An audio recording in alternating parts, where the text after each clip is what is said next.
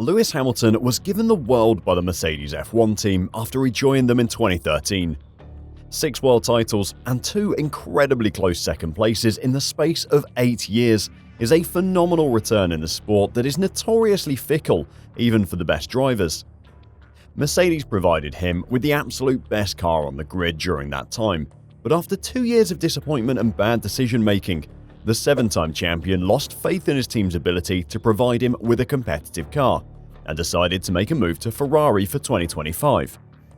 He still has a season to survive at Mercedes though, and at the moment, it's looking like a tough one.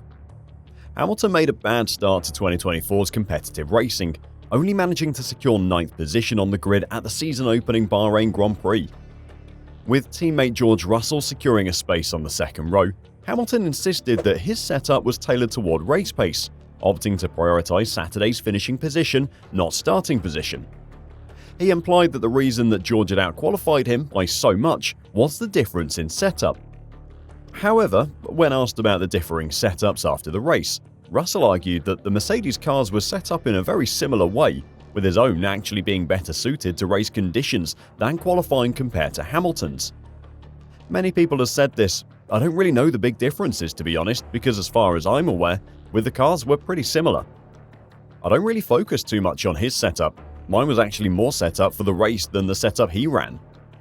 With Russell finishing 5th and Hamilton finishing 7th on race day, there was no indication that Hamilton's setup was any better for the race than George's. In the 2 seasons that Hamilton and Russell have competed against each other, Hamilton has unarguably been the better driver. That shouldn't really be that surprising though. He has over a decade more experience racing Formula 1 cars and is the most successful driver in F1 history. George may have outscored his teammate in 2022, but that was down to Hamilton running experimental setups for half the season, as Mercedes tried to tame the massive mistake of a car they produced.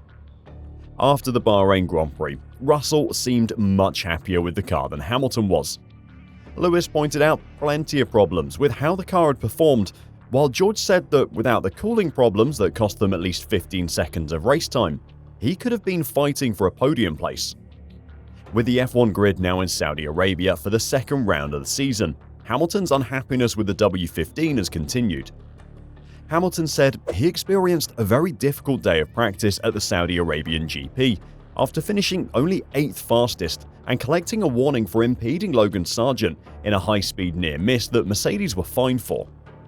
The 7-time champion and teammate George Russell experimented with different setups on Mercedes W15 on the opening day of 2024's second race weekend, with George finishing 2nd on the Practice 2 timesheet in a session topped by Aston Martin's Fernando Alonso. The gap between the two was almost half a second over a single lap. Now, it's easy to read too much into practice times and make assumptions that are instantly disproved in qualifying, which will be happening just a few hours after this video is released. But how the 2 drivers spoke about the W15 after the first day in Saudi Arabia shows that Hamilton is far from happy with Mercedes right now. Reflecting on his Thursday, Hamilton said, "A difficult day, just lacking confidence in the rear of the car and the setup. We did some work from session to session, changed the car quite a bit, but the underlying issue with the rear end that I was struggling with. So I had a couple of really big moments out there. In these high-speed areas, you need to have full faith in the rear of the car, and I've just not got that yet." Having a lack of faith in an F1 car costs tenths of a second of lap time. These 20 drivers push their cars to the absolute limit of what is possible, and if you think it's going to lose grip at any moment, you're going to back away from that edge.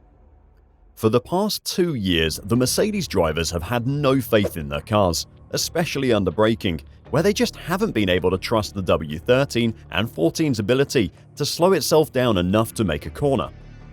The Jeddah Corniche circuit is the second fastest on the calendar after Monza, but while Monza's high-speed sections are all drag strips, the Jeddah track's high-speed sections are filled with these slight corners. When traveling at over 200 miles per hour, with the concrete walls of the track high around you, and turning your car with the throttle all the way down around these meandering bends, you have to have faith that the rear end of your car is going to follow the front tires. If you don't have faith and you think it might flick out on you, depositing you into the wall, then you're going to back off, no matter how committed an F1 driver you are.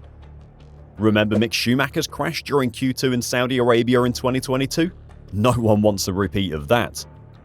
Hamilton pointed out the difference in comfort between him and Russell by the end of the day on Thursday. We're going to have to go through the data and stuff, but George is obviously a lot happier with his car. We kind of went in different directions today. We're all trying different things to try to find the right solution for the car. But yeah, all I want is a stable rear, and then I'll be happy. So that's what I'm working on. It wasn't just rear instability that Lewis was struggling with either. The return of the dreaded rear bouncing in Saudi Arabia angered the Englishman. Though it isn't on the same scale as the porpoising that Mercedes suffered from when the ground effect regulations came in, some mechanical bouncing in the rear of the car was seriously upsetting Hamilton in Bahrain and wasn't resolved for the driver on Thursday in Saudi Arabia.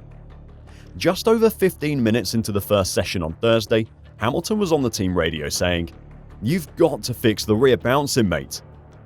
He'll be hoping his team can dial out the issue overnight to give him some confidence in the rear end of the car. Hamilton wasn't helped by a huge error by his team, which almost saw him rear-ended by the Williams of Logan Sargeant in what was almost an absolute horror crash. Hamilton was driving slowly through turn 11 in an attempt to stay clear of Carlos Sainz when Sargeant arrived at the scene at full qualifying speed. The American was forced to take evasive action over some horrible curbs to avoid a huge accident. Sargeant had to take evasive action by going off the track to avoid a collision. Had that not been done, there would have been a serious high-speed crash, the FIA race stewards concluded after reviewing the evidence. Having listened to the team radio, it was clear to us that Mercedes failed to warn their driver of the fact that Sargeant was arriving on a fast lap, the steward's statement continued. That was a serious failure on the part of the team, particularly given the speeds on this circuit and the nature of turn 11, which is at the end of a series of high-speed corners where driver visibility is impaired. We therefore issue a warning to the driver and impose a fine of €15,000 to the team, the stewards decided. In a situation like that, when a car is approaching on a fast lap, it's the team's responsibility to warn their drivers. Pete Bonington, Lewis's race engineer, should have been on the radio telling him to get off the racing line and let Sargeant pass. His failure to do so is what caused the situation.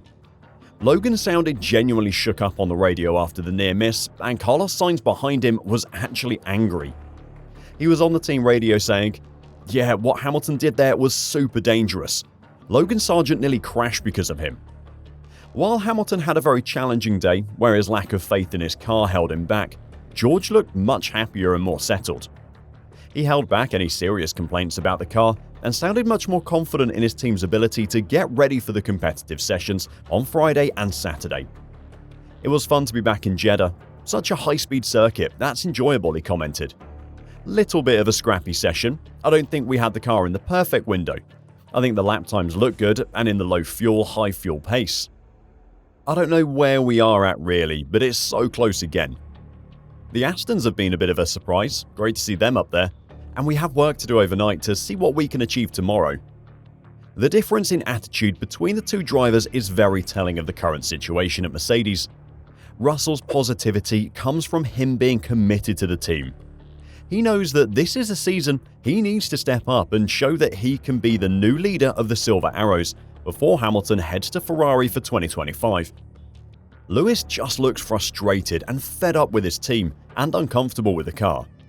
His lack of faith in his car and his team is a problem for this season, and he may already be looking ahead to Ferrari rather than focusing on solving the problems this year. Do you think Hamilton is over Mercedes already? Let me know your thoughts in the comments down below, and until next time, drive safe and bye for now.